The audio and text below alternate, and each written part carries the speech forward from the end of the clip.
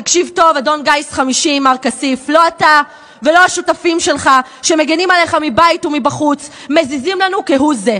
הממשלה הזו לא מגמגמת לגביך. אתה יכול להמשיך לחלום שנסיים את הלחימה ללא ניצחון. אנחנו לא מתביישים לומר שאנחנו רוצים לראות את חיילי צה"ל הגיבורים והקדושים שלנו תופסים את סינואר והמחבלים שלו באוזניים וגוררים אותם בכל הרצועה בדרך למרתפי שב"ס, אבל שב"ס של בן גביר, לא של בר לב או מיכאלי, או במקרה הכי טוב לארון קבורה כזה או אחר.